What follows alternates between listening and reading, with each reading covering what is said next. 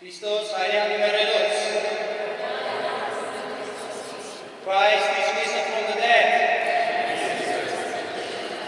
It's very appropriate today to greet when we are gathered to commemorate the martyrs. We greet each other with the great news of new life and hope.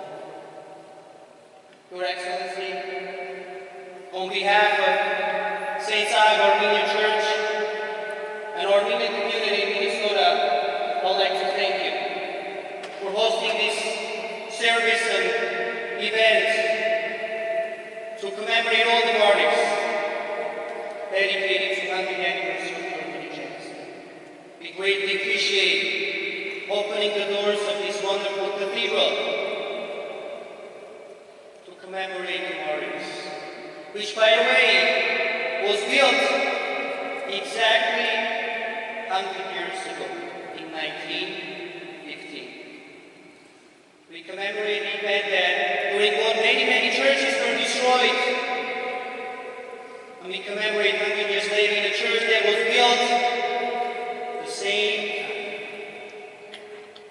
I'd like to thank the staff of the Archdiocese, many who supported, who helped, assisted for this service to be possible today. I'd like to thank Father Rubel, Dean of the Cathedral, Father John Paul Erickson for assisting in this process, Lawrence Lawyer for musical director for helping the choir, Mary Beth Gaetano, helping our women's guild to prepare a wonderful fellowship hour that all of us can go and enjoy and have some company and refreshments afterwards.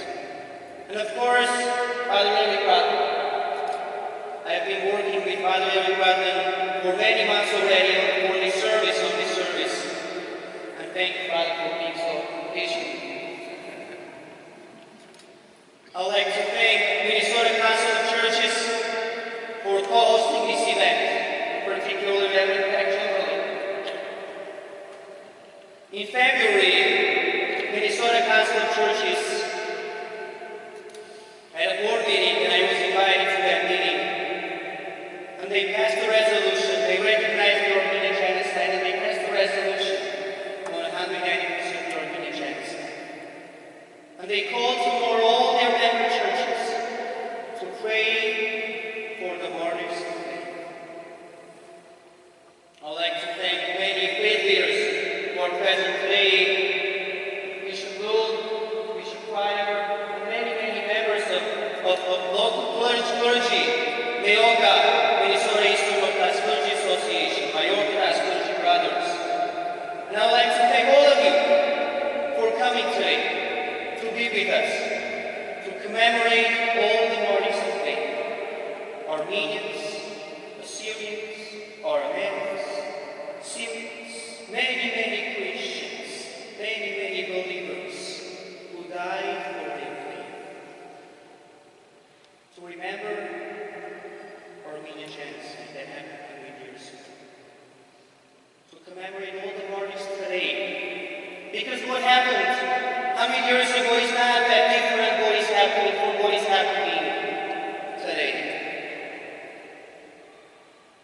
The same refugee camps in Syrian desert today that refugees live 100 years ago, Armenians, they live there.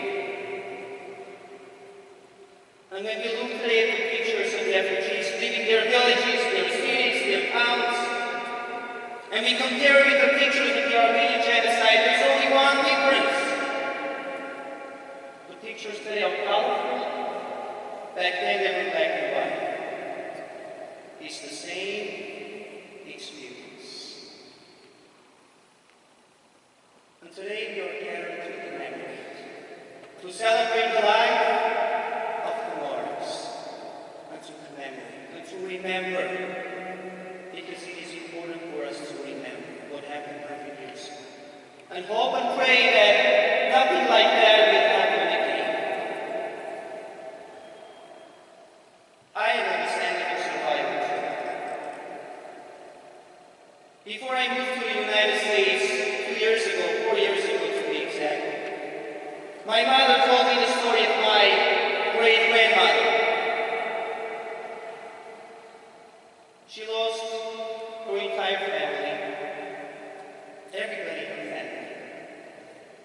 when she escaped to the Russian side of Armenia. Like many, many others, she had no home. And the only place they could go was the church. They came to Ecumenical, spiritual center of the Armenian church. Vatican, for us to see. We have a Catholicos. The city where I was born, I was raised, I went to the seminary, I was ordained. And when so many refugees and orphans, they came, the churches, they opened their doors for these refugees, for these people to live here. And she was one of them. Later, in the center's orphanages, she found another survivor who also lost his own family. And they got married. And they created a new family. They started everything new and fresh, new life, new family. But she always hoped that one day she'll go back. She'll return home. She'll go back to her city, to her town, to her neighborhood. And that's why she kept the keys of her house, of their house. She had a good family, but she always thought about her own family. Family that she lost, home that she lost.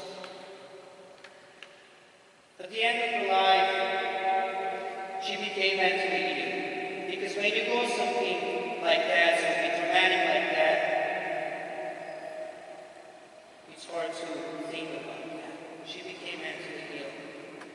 At the end of her life, she would sit and look at the door every day, and at the end of the day, she would say,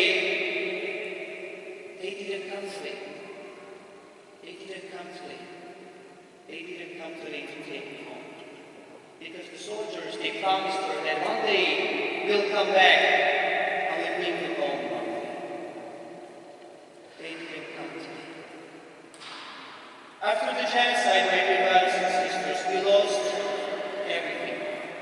Not only human lives, 1.5 million. We lost our tradition.